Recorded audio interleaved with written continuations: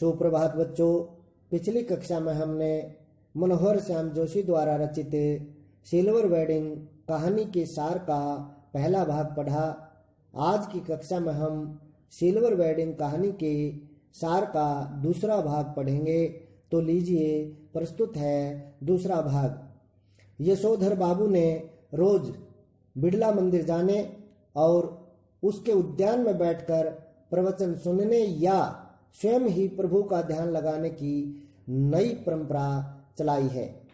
पिछले कई वर्षों से उनकी पत्नी से व बच्चों से हर छोटी बड़ी बात पर उनका मतभेद हो जाया करता है।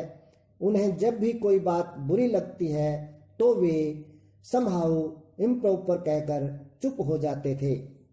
समझें, यहाँ यशोधर बाबू के बारे में बताया कि यशोधर बाबू हर रोज बिड़ला मंदिर जाते हैं और वहाँ के बाग में बैठ करके, बगीचे में बैठ करके किसी के द्वारा दिए जाने वाले प्रवचन सुनते हैं। प्रवचन होते हैं धर्म से संबंधित बातें, या फिर खुद ही प्रभु का भजन करने लग जाते हैं। ये एक नई परंपरा उन्होंने चलाई है। कई वर्षों से उनकी पत्नी से और उनके बच्चों से उनके मतभेद चल रहे हैं, यानी उनकी पत्नी और बच्चों से उनकी नहीं बनती। और जब भी उनकी पत्नी या बच्चों द्वारा कही गई कोई बात उन्हें अच्छी नहीं लगती, बुरी लगती है, तो वे सिर्फ एक ही जुमला कहकर चुप हो जाते हैं, और वह जुमला है समहाउ इम्प्रॉपर, यानी कुछ न कुछ गलत हो रहा है। आगे देखें, यशोधर बाबू का बड़ा लड़का एक प्रमुख विज्ञापन कंपनी में 1500 रुपए की नौकरी कर रहा है। उनका दूसरा बेटा IAS की नौकरी कर रहा है। तीसरा बेटा स्कॉलरशिप लेकर अमेरिका चला गया। उनकी एकमात्र बेटी शादी न करके उच्च शिक्षा के लिए डॉक्टरी पढ़ने अमेरिका जाना चाहती है। दुनियादारी के मामले में इनकी पत्नी और बच्चे ज्यादा सुलझे हुए लगते हैं।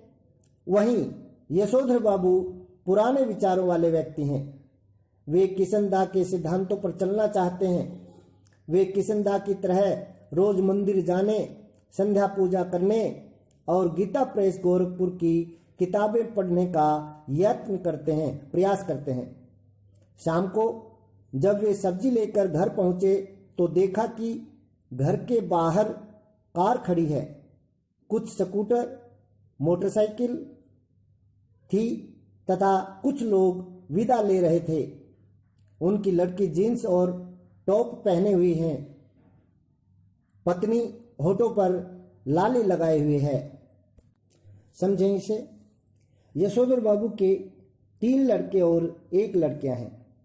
सबसे बड़ा लड़का विज्ञापन कंपनी में 1500 रुपये की नौकरी करता है। दूसरा IAS की नौकरी कर रहा है और तीसरा स्कॉलरशिप लेकर के अमेरिका चला गया है। जो लड़की है, इकलौती लड़की, वह लड़की शादी नहीं करना चाहती और उच्च शिक्षा के लिए डॉक्टरी की पढ़ाई करने हेतु अमेरिका जाना चाहती है। दुनियादारी के मामले में उनकी पत्नी और बच्चे ज्यादा समझदार दिखते हैं, क्योंकि यशोधर बाबू पुराने विचारों के हैं और उनकी पत्नी, उनके बच्चे नए विचारों के हैं, और पत्नी अपने बच्चों के साथ ही उन्हीं के विचारों के अनुसार काम करती है। यशोधर बाबू किशनदा के सिद्धांतों पर चलना चाहते हैं। वे किशनदा की तरह ही मंदिर जाना, पूजा पाठ करना और गीता प्रेस गोरखपुर की किताबें पढ़ना पसंद करते हैं। शाम को जब वे सब्जी लेकर के घर आ रहे होते हैं तो क्या देखते हैं कि कुछ लोग विदा हो रहे हैं। वहां से दरवाजे के बाहर स्कूटर, मोटरसाइकिल खड़ी हैं। उनकी लड़की जीन्स और टॉप पहने हुए है और पत्नी अपने होठों पर लाली लगाए हुए है।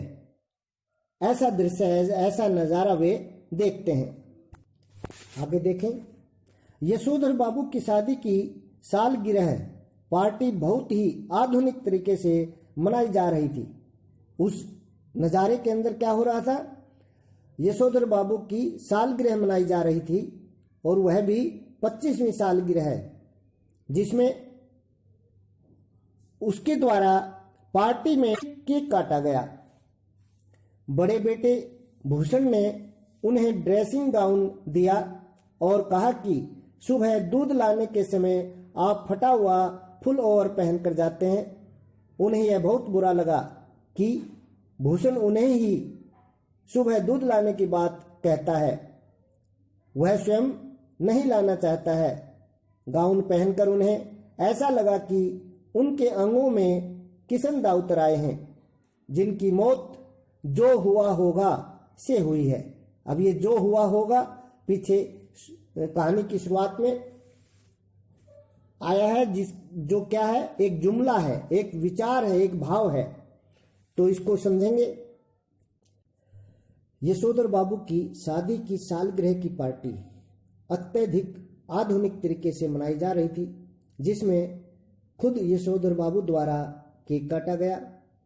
जब केक काटा गया उस समय उनके सबसे बड़े बेटे ने क्या किया, उनको एक ड्रेसिंग गाउन ला करके दिया और यह कहते हुए दिया कि आप एक फटा हुआ फ्लोर पहन करके दूध लेने जाते हैं, लेकिन कल उसे पहनकर मत जाना, यह ड्रेसिंग गाउन पहन करके दूध लेने जाना। कहा तो उन्होंने अच्छे के लिए था कि आप फटा हुआ पहन करके जाते हैं, फटा हुआ पहनकर न जाएं, यह नया पहन करके जाना। लेकिन वे पुराने विचारों के थे, इसलिए उन्होंने उल्टा समझ लिया और सोचने लगे कि बेटा होकर के पिता को दूध लाने की बात कह रहा है, खुद लाना नहीं चाहता।